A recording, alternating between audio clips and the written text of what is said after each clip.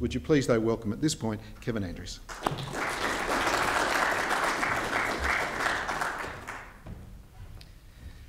Thank you very much, Tom, to John Howard. Ladies and gentlemen, it's a great pleasure to be here today to participate in this inaugural retrospective conference on the Howard years, and I look forward to others in the future as well, because it's a remarkable time, I think, in Australia's political history. All governments are shaped by their context, and the government of John Howard was no different. The recession of the early 1990s, as we've just heard, 13 years of Labor government, the narrow loss in the fight-back election of 1993, and the subsequent leadership transition from John Hewson to Alexander Downer and then to John Howard were all key components in the background to the 1996 election of the coalition government. The loss of the 1993 election, as we heard from Andrew Robb earlier this morning, was particularly felt. When I was elected in 1991, there was a strong mood for economic reform in the party room. I recall vividly the two-day party meeting at which the fight-back package was discussed and settled. Apart from a few, very few, remaining protectionists, such as the South Australian member Steele Hall, the policy struggle to open the economy had largely been won. This was in no small part to John Howard's advocacy over the previous decade, but it was shared by the leadership and the members of the Liberal Party, including John Hewson, Peter Reith, Alexander Downer and Peter Costello. While there was general support for the opening up of the economy by the Hawke-Keating governments, there was also a strong sentiment in the party room that other areas, including the labour market, had been protected from the flexibility necessary to drive productivity and the further economic growth that would underpin employment and rising standards of living. In those years, advocacy by small business was on the ascendancy, so much so that I ensured that I had the backing of key members of the Australian Small Business Association, ASBA, in my pre-selection bid in 1991. This attitude was reflected in the fight-back package. As I recall, there was really only one aspect that attracted some criticism in the party room and was amended, namely proposals to move mothers from the support pension to unemployment benefits when their child or youngest child attended school. In fact, it wasn't until a decade later, when I was the Employment Minister, that we actually started to make those changes that had been proposed in the initial draft of Fightback.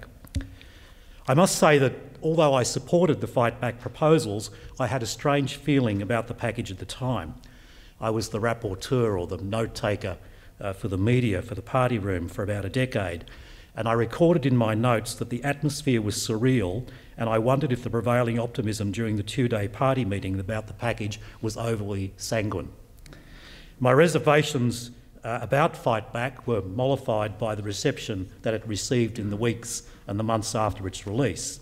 It appeared to all of us that we'd win the 1993 election until the campaign faltered in the last week to 10 days. The narrow loss of the 93 election, when the economy had yet to recover fully, resulted in the transition to John Howard, and I believe a more pragmatic approach to policy, including changes to the then health proposals, retreat from the GST and the modification of the Telstra sale plans and, of course, the industrial relations ideas. Now, at the time, and sometimes subsequently, these changes led to claims that John Howard, as opposition leader, had adopted a small target approach and had no policies in the lead-up to the 1996 election. It is true that he withstood the pressures from Labor and the media to release policies early, but I think the criticism, in part at least, misses the point that Howard had a clear policy approach to his leadership of the Liberal Party. At his first media conference after becoming leader, he said this: "I've always believed in an Australia built on reward for individual effort, with a special place of honour for small business as the engine room of the economy. I've always believed in a safety net for those amongst us who don't make it. I've always believed in the family as the stabilising and cohering unit of our society. And I believe very passionately in an Australia drawn from the four corners of the earth but united behind a common set of Australian values," unquote. These few sentences not only define John Howard's political approach, but remain a model of simplicity, values and direction in encapsulating that policy direction.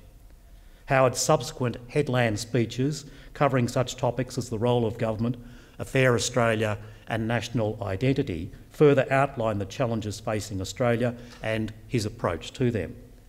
By 1996, I contend, most Australians understood the broad direction in which he sought to take the nation if elected. Which brings me to the first year of the new government. As others have identified today, three issues dominated the parliamentary agenda in 1996: budget repair, industrial relations reforms and the partial sale of Telstra. The budgetary situation that the new government inherited was worse than it expected before coming to office. The initial departmental advice to the government urged labour market, shipping and waterfront reform, along with the sale of Telstra, and these issues became the centre point of the new government's program. As Paul Kelly observed in The March of Patriots, and again today in other words, the 1996 budget, and I quote, launched the political strategy that defined Howard's social vision and kept him in office. Temperament, I believe, is a critical element of good leadership.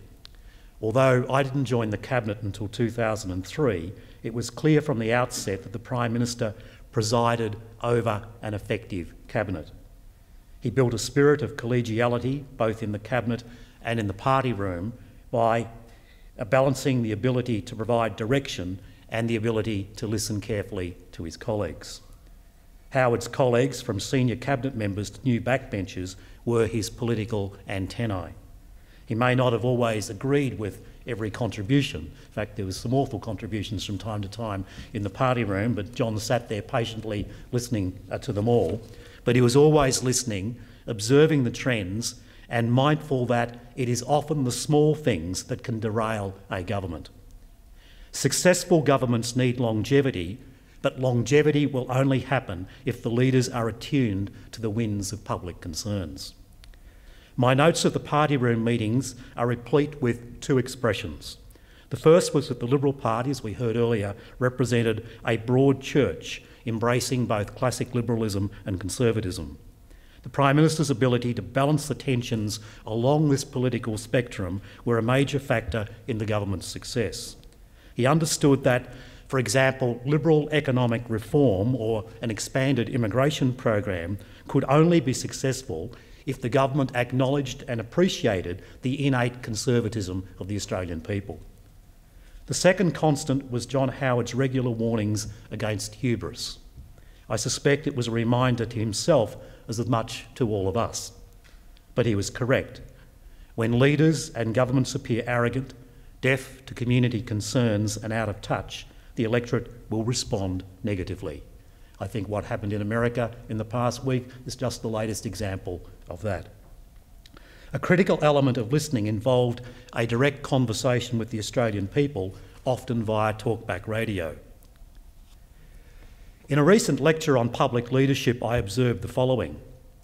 In my participation in public life for more than a quarter of a century, and my close observation of Australian political leaders, including 7 Prime Ministers, I've concluded that it's not the grand rhetorical gestures, the proclamation of aspirations, or even the implementation of proposals and policies that mark the true measure of a leader, but the response to the unexpected, the unwanted, and the unanticipated events that arise.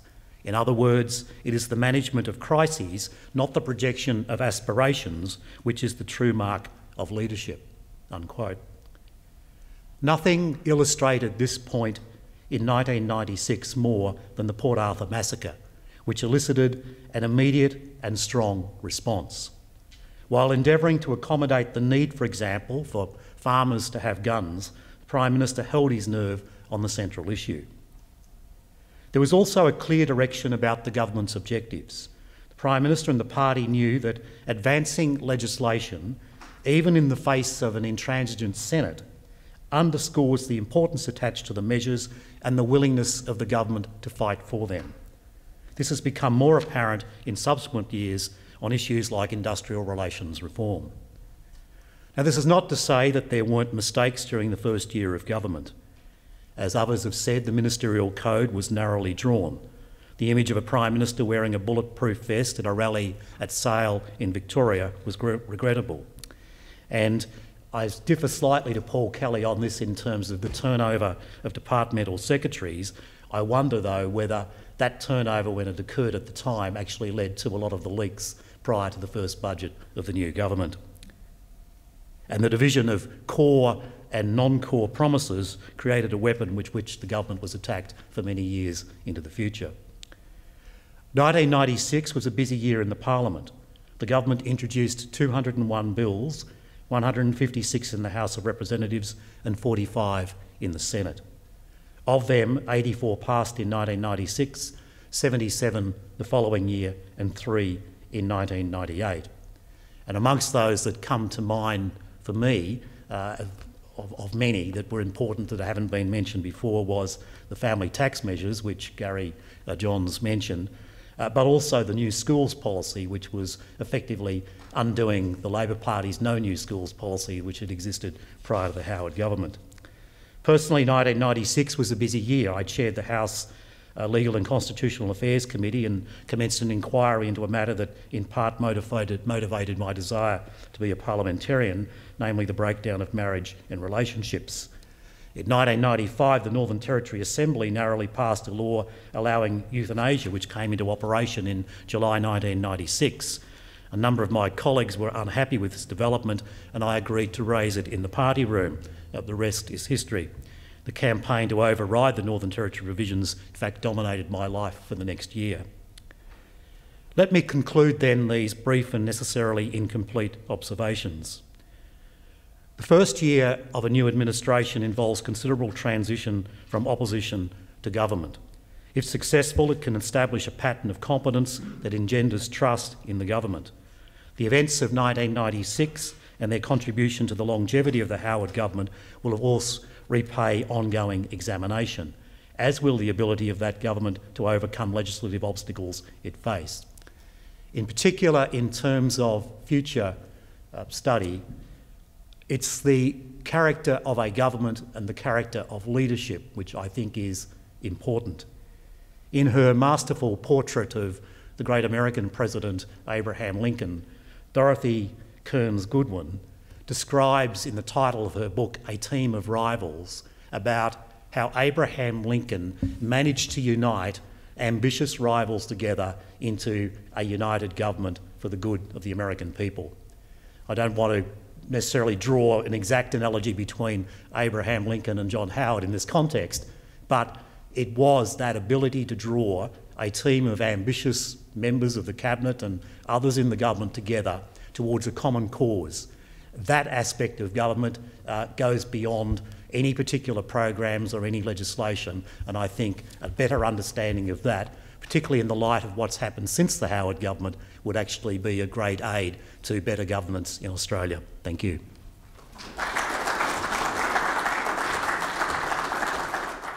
Kevin, if you'd rejoin us.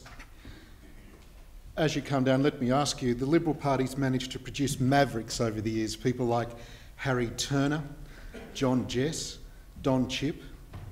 What happened to them in 1996, or did you just hide them away?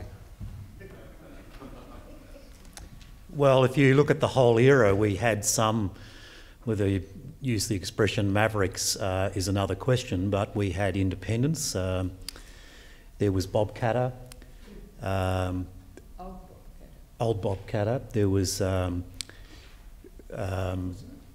Paul Filing and Alan Rocher had a falling out in Western Australia, and there was someone else who doesn't come to mind at the moment. But so there's, you know, it's.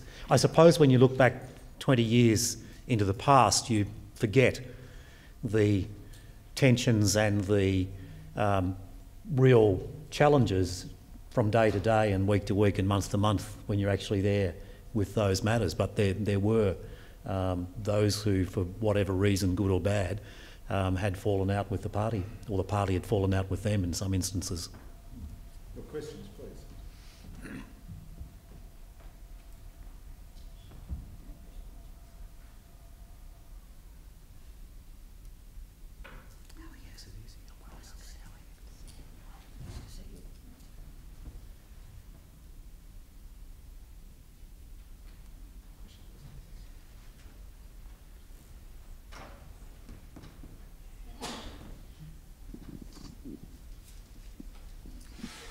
Brad Rosewell, a question for Kevin. Kevin, you mentioned a couple of times just in passing, you referred to some notes that you'd taken during the course of party room meetings.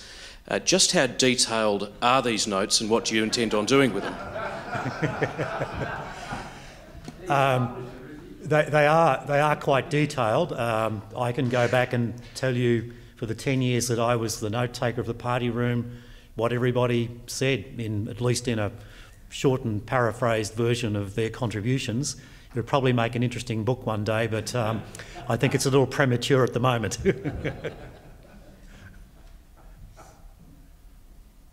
Question? Just wait, please. Microphone.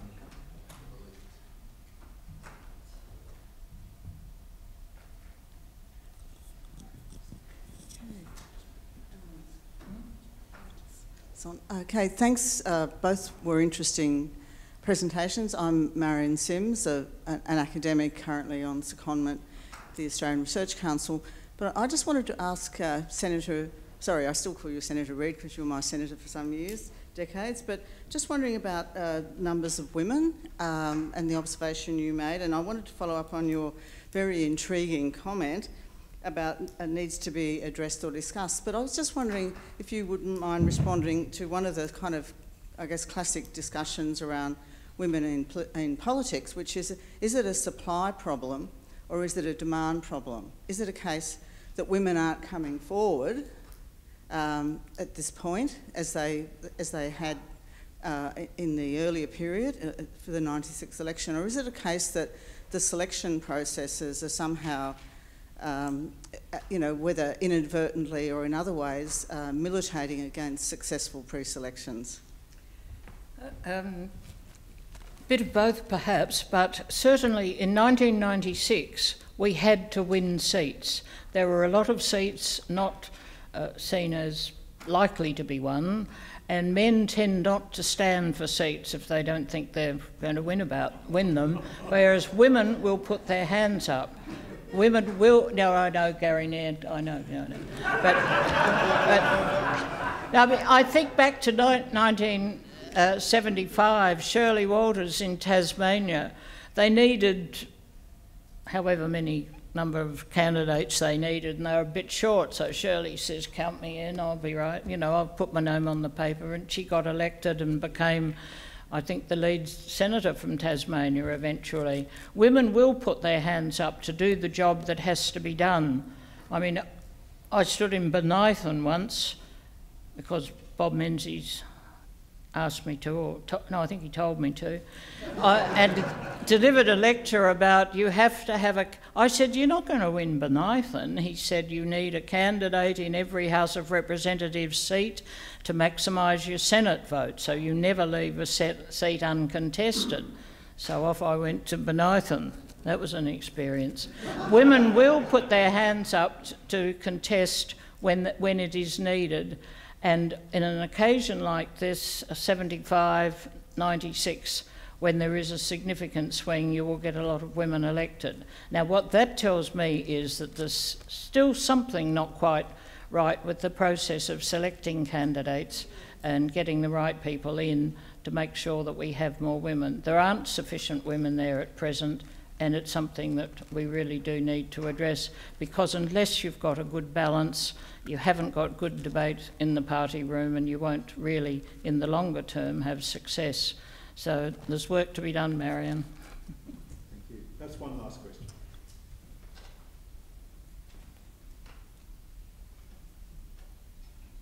Well, the question that everyone wants... Oh, no, John Nethercutt has a question. I'm only asking this question because there was a bit of a vacancy. I just wondered if both of you would give your reflections on the question of how party leaders are elected. I just raised it. We've had the recent very odd situation in the British Labor Party, and then of course there was the change of prime ministership after the Brexit decision. I just wondered whether you have any thoughts about electing party leaders and in light of those experiences.